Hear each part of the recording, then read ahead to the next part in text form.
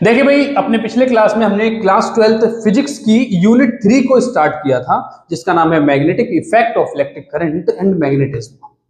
और हमने अपने पिछले क्लास में बेटा पढ़ा था कि मैग्नेट क्या होता है, मैग्नेट के टाइप्स क्या क्या हैं और मैग्नेट की क्या क्या प्रॉपर्टीज होती हैं। और आज की इस क्लास में हम समझेंगे कि मैग्नेटिक फील्ड क्या होता है। ठीक है, मैग्नेटिक फील्ड को पढ़ेंगे। तो भाई हेडिंग डाल लेंगे मैग्नेटिक फील्ड। और जैसा कि आपको पता होना चाहिए कि इसके नोट्स आप लोगों को व्हाट्सएप ग्रुप पर प्रोवाइड करा दिए जाएंगे, वहां से आप लोग नोट कर लेंगे। तो अभी इसको बहुत ही ध्यान से आप समझिए। ठीक है, मैग्नेटिक फील्ड क्या होता है बेटा? कोई एक मैग्नेट है, मैग्नेट में दो पोल्स होते हैं, सपोज इधर नॉर्थ पोल है और इधर ये साउथ पोल है। ठीक है, तो ये एक मैग्नेट है। मैग्नेट के चारों तरफ का वह एरिया या वह रीजन जहां तक इस मैग्नेट का इफेक्ट रहता है, ठीक है, किसी मैग्नेट के चारों ओर का पूरा वह रीजन, जिस रीजन में इस मैग्नेट का इफेक्ट रहता है, उस पूरे रीजन को मैग्नेटिक फील्ड कहते हैं। Magnetic field. अब बेटा एक बात यह भी आती है कि इस मैग्नेट के इफेक्ट को चेक कैसे किया जाता है। मैग्नेट के इफेक्ट को चेक करने के लिए बेटा क्या करते हैं, एक मैग्नेटिक नीडल लेते हैं। मैग्नेटिक नीडल यानी मैग्नेट की बनी हुई एक नीडल है, बहुत ही हल्की है, जिससे ये मैग्नेटिक फील्ड में रखने पर डिफ्लेक्ट होती है और एक डेफिनेट डायरेक्शन को अक्वायर कर लेती है। तो ये एक मैग्नेटिक नीडल है, इसमें भी दो पोल्स होंगे, north pole and south pole. और इसको लेड के बॉक्स के अंदर, लेड मतलब ग्लास, तो ग्लास का एक बॉक्स है शीशे का, उसके अंदर इस मैग्नेटिक नीडल को रखा होता है। अब ये मैग्नेटिक नीडल जैसे ही हम यहाँ रखते हैं, सपोज दैट यहाँ पर हमने रख दिया इस मैग्नेटिक नीडल को, तो जैसे ही इस मैग्नेटिक नीडल को हम मैग्नेटिक फील्ड के अंदर रखते हैं, तो ये एक डेफिनेट डायरेक्शन को अक्वायर कर लेती है, एक डेफिनेट डायरेक्शन में रुकती है जाकर। सपोज दैट इस डायरेक्शन में रुकी हुई है ये, ठीक है, नॉर्थ पोल इधर है, साउथ पोल इधर है। अब हम इसको थोड़ा सा मूव करा दें, हाथ से घुमा दें, थोड़ा सा मूव करा दें, हिला के ऐसे घुमा दिया, इसकी डायरेक्शन को चेंज कर दिया, फिर यहीं पर रख दिया। जब यहाँ पर रखेंगे तो ये फिर से मूव होकर इसी डायरेक्शन में आ जाएगी। यानी इसको कितना भी मूव करा के छोड़ दें, ये इसी डायरेक्शन में रुकनी है। क्यों? इसका रीजन है, देखिए ये नॉर्थ पोल है मैग्नेट का, मेन वाले मैग्नेट का, ये मैग्नेटिक नीडल का नॉर्थ पोल है, तो ये इसको रिपल्स कर रहा है, धक्का दे रहा है।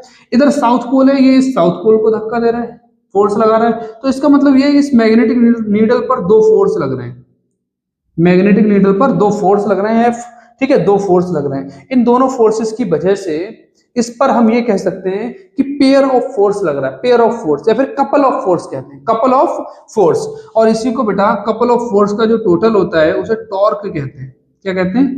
टॉर्क। तो हम ये कह सकते हैं कि जब किसी मैग्नेटिक फील्ड के अंदर हम एक मैग्नेटिक नीडल को रख रहे हैं, तो मैग्नेटिक नीडल पर एक टॉर्क लगने लगता है, और मैग्नेटिक नीडल जो है एक डेफिनेट डायरेक्शन में जाकर के रुकती है, एक डेफिनेट पोजीशन में जाकर रुकती है। अगर उस पोजीशन से इसको हिला भी दिया जाए, मूव भी कर दिया जाए, तब भी ये वापस से उसी डायरेक्शन में आ जाती है, उसी पोजीशन में आ जाती है।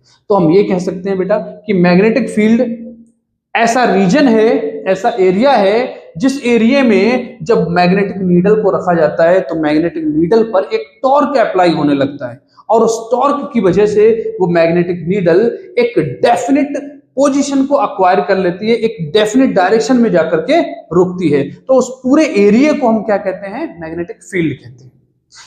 मैं रिपीट कर रहा हूं इस बात को फिर से कि किसी मैग्नेट के चारों ओर का वह रीजन, जिस रीजन में मैग्नेटिक नीडल को रखने पर मैग्नेटिक नीडल पर एक टॉर्क लगने लगता है, और उस टॉर्क की वजह से मैग्नेटिक नीडल एक डेफिनेट डायरेक्शन में जाकर के ठहरती है, उस पूरे रीजन को हम मैग्नेटिक फील्ड कहते हैं। ठीक है, नॉर्मल आसान शब्दों में मैग्नेटिक फील्ड के चारों तरफ का रीजन जहां तक वो मैग्नेट का इफेक्ट रहता है, मैग्नेट का इफेक्ट। लेकिन मैग्नेट के इफेक्ट को चेक करने के लिए मैग्नेटिक नीडल का यूज होता है। तो कुल मिला के हम डायरेक्टली मैग्नेटिक इफेक्ट ना कहकर मैग्नेटिक नीडल का यूज करते हैं। ठीक है, आई रिपीट इट अगेन, किसी मैग्नेट के चारों ओर का वह रीजन, जिस रीजन में मैग्नेटिक नीडल को रखने पर मैग्नेटिक नीडल पर एक टॉर्क अप्लाई होने लगता है, और उस टॉर्क की वजह से मैग्नेटिक नीडल एक डेफिनेट डायरेक्शन में जाकर ठहरती है, उस पूरे रीजन को हम मैग्नेटिक फील्ड कहते हैं। तो बेटा ये मैग्नेटिक फील्ड हो गया, इसकी डेफिनेशन नोट कर लेंगे, आप लोगों को इसके नोट्स प्रोवाइड करा दिए जाएंगे।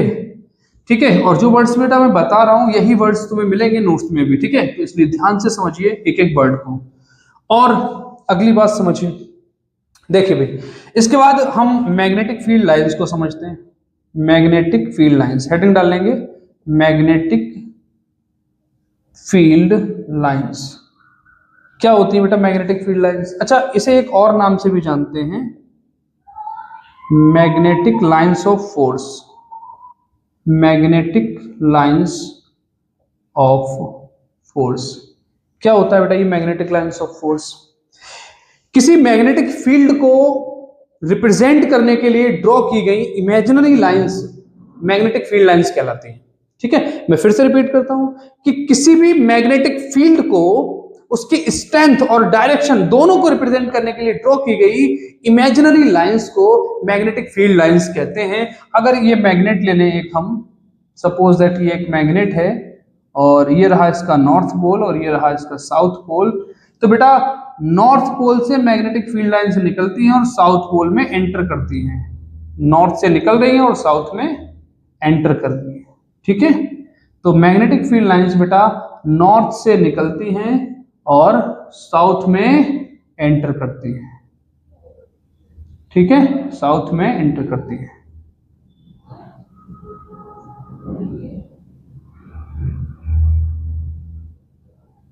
ठीक है भाई, तो मैग्नेटिक फील्ड लाइंस नॉर्थ से निकलती हैं और साउथ में एंटर करती हैं। सबसे पहले मैग्नेटिक फील्ड लाइंस क्या होती हैं? तो किसी भी मैग्नेटिक फील्ड को रिप्रेजेंट करने के लिए ड्रॉ की गई इमेजिनरी लाइंस को मैग्नेटिक फील्ड लाइंस कहते हैं। और ये लाइंस मैग्नेट के नॉर्थ पोल से निकलती हैं और साउथ में एंटर करती हैं। तो अगर हम बात करें बेटा इनकी जो डायरेक्शन है वो नॉर्थ से साउथ की तरफ है, आउटवर्ड्स द मैग्नेट। अगर मैग्नेट के बाहर बाहर देखें तो नॉर्थ से साउथ की तरफ इनकी डायरेक्शन है, और यही डायरेक्शन अगर मैग्नेट के अंदर देखें तो साउथ से नॉर्थ की तरफ है। इन लाइंस की जो डायरेक्शन है वो मैग्नेट के अंदर अगर चेक करी जाए तो साउथ से नॉर्थ की तरफ है। ये बात भी याद रखना है। अब इसके साथ ही साथ ये एक क्लोज्ड लूप बना रही है। क्या बना रही है? Closed loop. इस तरीके से है, ये मैग्नेटिक फील्ड लाइन है, मतलब ये अगर हम अलग से शो करें तो ऐसे है। ठीक है, नॉर्थ से निकल रही है, साउथ में एंटर करके फिर अंदर जा रही है, फिर से बाहर, मतलब एक क्लोज्ड लूप बन रही है, एक सर्कुलर फॉर्म बन रही है। तो जब क्लोज्ड लूप बन रही है बेटा तो हम इसका स्टार्टिंग पॉइंट और एंड पॉइंट नहीं पहचान सकते कि कहां से ये स्टार्ट हुई है और कहां पर एंड हो रही है। तो इसका ना तो कोई स्टार्टिंग पॉइंट होता है और ना ही एंड पॉइंट होता है। ठीक है ना, तो इसकी प्रॉपर्टीज भी लिख लेंगे बेटा। इसके बाद हेडिंग डाल लेंगे properties of magnetic field lines. उसमें पहला पॉइंट बेटा यही लिखेंगे कि magnetic field lines north pole से निकलती हैं और साउथ में एंटर करती हैं। और इसके अलावा सेकंड पॉइंट लिखेंगे, जरा देखिए। फर्स्ट पॉइंट तो यही हो जाएगा कि ये नॉर्थ से निकलती हैं और साउथ में एंटर करती हैं, और अगर इनको मैग्नेट के अंदर देखा जाए तो इनकी डायरेक्शन साउथ से नॉर्थ की तरफ होती है।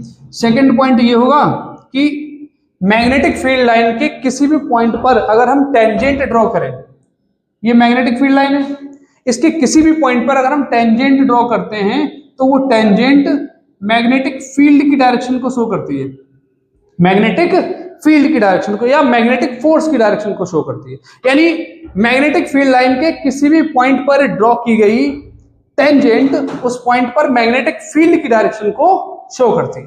ठीक है ना, तो सेकंड पॉइंट ये हो जाएगा बेटा। थर्ड पॉइंट ये कि कोई भी दो मैग्नेटिक फील्ड लाइंस एक दूसरे को इंटरसेक्ट नहीं करती, किसी भी हाल में कोई भी दो मैग्नेटिक फील्ड लाइंस एक दूसरे को इंटरसेक्ट नहीं कर सकती। ठीक है भाई, फोर्थ पॉइंट देखें तो फोर्थ पॉइंट बेटा ये हो जाएगा कि जो मैग्नेटिक फील्ड लाइंस हैं एक क्लोज्ड लूप फॉर्म करती हैं जिससे इनका स्टार्टिंग पॉइंट और एंड पॉइंट नहीं बताया जा सकता, यानी ना इनका कोई स्टार्टिंग पॉइंट होता है और ना ही एंड पॉइंट होता है। इसके अलावा फिफ्थ पॉइंट क्या लिखेंगे बेटा? ठीक है, फिफ्थ पॉइंट समझे।